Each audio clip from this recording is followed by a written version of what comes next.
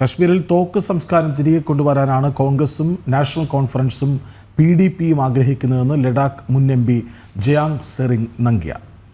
എന്നാൽ ഇനി തിരിച്ചു വരാത്ത രീതിയിൽ ഭീകരവാദത്തെ വേരോട് പിഴുതെറിയാൻ മോദി സർക്കാരിന് സാധിച്ചു. ആർട്ടിക്കിൾ 370 റദ്ദാക്കിയതിനു ശേഷമുള്ള ആദ്യ തെരഞ്ഞെടുപ്പിൽ BJP നേട്ടമുണ്ടാക്കുമെന്നും ജനൻ TVക്ക് നൽകിയ പ്രത്യേക അഭിമുഖത്തിൽ ജയാങ് സെറിംഗ് നംഗ്യാൽ പറഞ്ഞു.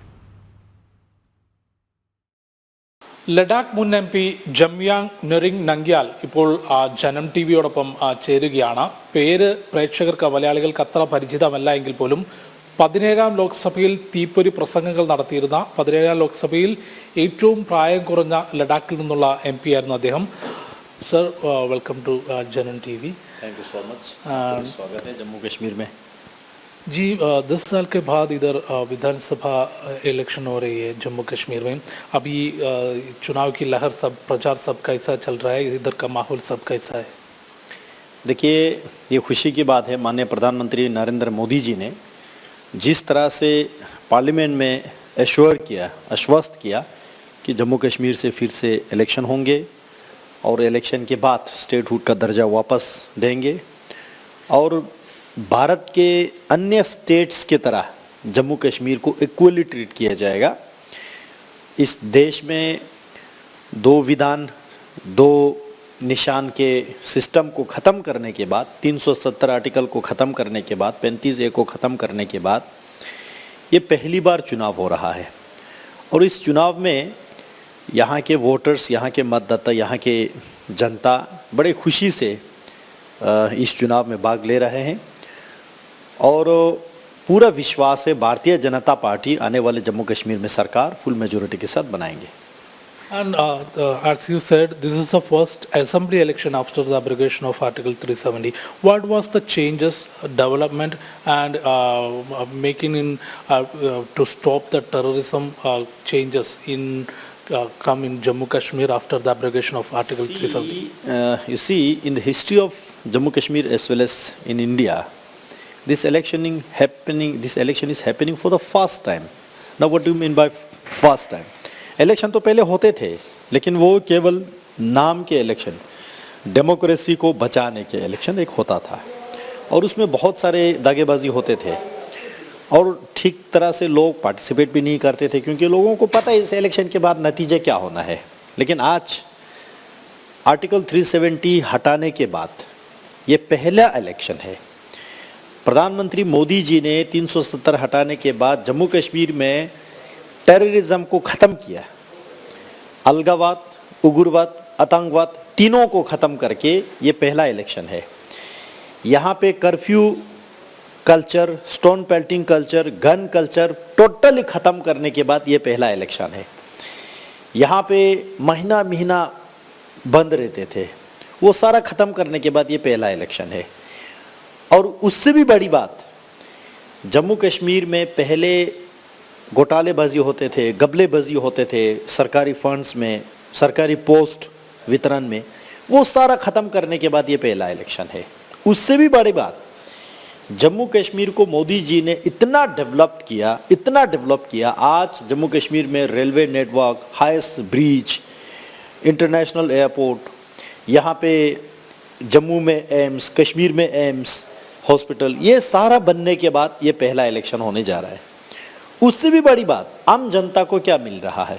गरीब कल्याण योजना के माध्यम से लोगों के घर में मुफ्त का राशन जा रहा है. जितने भी BPL के नीचे डिजर्विंग लोग हैं, आपके केरल स्टेट में या अदर स्टेट्स में प्रधानमंत्री के आयुष्मान भारत गोल्डन कार्ड के 5 लाख हेल्थ इंश्योरेंस केवल BPL या BPL के नीचे के लोगों के लिए है. यहाँ जम्मू कश्मीर में यूनिवर्सल हेल्थ कवरेज इंश्योरेंस मिलने के बाद ये पहला इलेक्शन है. इस तरह से अगर मैं गिनते जाऊं, यहाँ पहाड़ी क्षेत्र है, पूरे पहाड़ी क्षेत्र में 4G मोबाइल टावर लगने के बाद ये पहला इलेक्शन है. जल जीवन मिशन हर घर में नल जल देने के बाद ये पहला इलेक्शन है. सेंट्रल रोड फंडिंग, PMGSY, ऐसे अलग अलग स्कीमों में हर नूक एंड कॉर्नर को पिछले 10 साल मोदी जी ने सड़क से जोड़ा. उसके बाद ये पहला इलेक्शन हो रहा है. तो जाहिर सी बात है, यहाँ के आम जनता जानते हैं कि 370 हटाने के बाद लोगों के हाथ में कितना विकास आया, कितना अमन और शांति आया, कितना सुकून आया, कितना विकास आया। इसलिए इस इलेक्शन में जितने भी जम्मू और कश्मीर के वोटर्स से जहां जहां भारतीय जनता पार्टी का कैंडिडेट है, जम्मू में 43 सीट्स पे और कश्मीर में 19 सीट्स पे, टोटल 63 सीट्स पे हमारा सिंबल पे जो कैंडिडेट है वो लगभग 90% जो है जीत के आना ही आना है, क्योंकि लोगों को कॉन्फिडेंस है कि मोदी है तो मुमकिन है जम्मू कश्मीर में अमन और शांति को बरकरार रखने को लेके। बट ये जो Jammu Kashmir national conference Congress alliance और जो पीडीपी, वो जो they are giving promises to the people, they will restore the article 370 when they come in rule. See, people of Jammu and Kashmir at the grassroot level are very much aware of their दोखलेपन। वो जानते हैं कि ये लोग सदियों से झूठ बोलते आ रहा है। एक तो ये लोग 370 के लिए बार बार बोलते हैं, 370 को खोखला करने वाला ही ये एनसी-पीडीपी कांग्रेस है। 370 को अंदर से खत्म करने वाले भी यही लोग हैं। बात रहा 370 के नारा लेके, नहीं जी हम तो अलग स्टेट है, हमारा 2 झंडा होता है, 2 संविधान होता है, उसको खत्म करना तो बीजेपी के एजेंडा में था, वो प्रधानमंत्री मोदी जी ने कर दिया, बहुत अच्छी तरीके से कर दिया। इसलिए मैं कभी कभी कहता हूं ये एनसी-पीडीपी कांग्रेस वालों को, तुम तो रह गए फेंकते पत्थर, हमने हटा दिया 370। अब 370 हटाने के बाद भारत देश के पार्लियामेंट में उसको हटा दिया। आज ये लोग कहां से वापस लाएंगे? क्या कांग्रेस पार्टी सेंटर में रूलिंग में है? क्या नेशनल कॉन्फ्रेंस सेंटर में रूलिंग में है? क्या पीडीपी वाले सेंटर में रूलिंग में है? तो ये लोग 370 वापस नहीं ला सकते। इलेक्शन रिजल्ट कुछ भी हो जाओ, आर्टिकल 370 किसी को वापस नहीं कर सकता। मोदी जी ने बार बार कहा ये एनसी-पीडीपी कांग्रेस वाले अगला 100 जन्म भी ये लोग लेके वापस आएंगे, तब भी इनको 370 नहीं मिलने वाला है। अब हिंदुस्तान के पार्लियामेंट ने 370 तो हटाया है, उसके बाद apex court, honourable supreme court ने भी ठप्पा लगा दिया कि 370 खत्म है। अब 370 आने वाले भारत के इतिहास में नहीं मिलने वाला है। ये ऐसे लोगों के सेंटिमेंट को पकड़ के बेवकूफ बना रहे, और सेंटिमेंट भी लोगों का नहीं है, ये लोग खुद लोगों को उकसा रहा है। फिर भी मैं कह देना चाहता हूं जम्मू कश्मीर के लोगों को, 370 वापस लाएंगे इसका क्या मतलब है? इनको पता है 370 वापस नहीं आ सकते, लेकिन इनका मतलब यह है कि गन कल्चर को वापस लेके आएंगे, टेररिज्म को वापस लेके आएंगे, स्टोन पेल्टर्स को वापस सड़क पे लेके आएंगे, हड़तालबाजी को वापस लेके आएंगे, जम्मू कश्मीर को फिर से महीना महीना बंद करने के कल्चर ये लोग वापस लेके आना चाहते हैं। क्या जम्मू कश्मीर यही चाहते हैं? इसलिए जम्मू कश्मीर के आज आप किसी भी कोने में जाके, चाहे यहाँ का हिंदू हो, यहाँ के मुसलमान हो, यहाँ के बौद्ध समाज हो, या किसी भी ट्राइब कास्ट कोई भी पकड़ के आप ले लीजिए, ये सभी लोग जानते हैं कि ये एनसी, कांग्रेस, पीडीपी 3 परिवार मिलके, इसमें अब्दुल्ला परिवार, इसमें मुफ्ती परिवार, इसमें गांधी परिवार, ये तीनों परिवार मिलके जम्मू कश्मीर को काल तक लूटने का काम किया है। आज मोदी जी बैठा है तो किसी को लूटने नहीं देंगे। इसलिए जम्मू कश्मीर के लोग आने वाले वोटिंग के dates, first phase, second phase, third phase में बड़े बहुमत के साथ बीजेपी को वोट करने वाले हैं। At the time of campaigning, our National Conference leader Omar Abdullah is backing Afzal Guru, and they are trying to strong their vote back. नहीं, उनका थिंकिंग ही सोच ही यही है।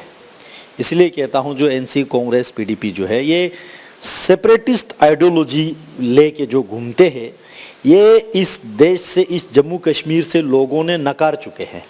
आज भारतीय जनता पार्टी एक राष्ट्रवाद आइडियोलॉजी लेके, नेशनलिस्ट आइडियोलॉजी लेके लोगों के पास जा रहा है, और जम्मू कश्मीर वाले जानते हैं, जिन्होंने आज तक टेररिज्म से लड़ा, इस देश के साथ खड़ा हुआ, जिन्होंने बहुत सारे बलिदान दिया, बहुत सारे लोगों के घर में से उनके पिताजी, उनके भाई, उनके बहनें, उनके माताएं कुर्बान चढ़ गए टेररिज्म के हाथों, लेकिन फिर भी इस देश के झंडा को जिंदा रखने के लिए, इस देश के राष्ट्रवाद सेंटिमेंट को जिंदा रखने के लिए भारत माता की जय करते रहे हैं।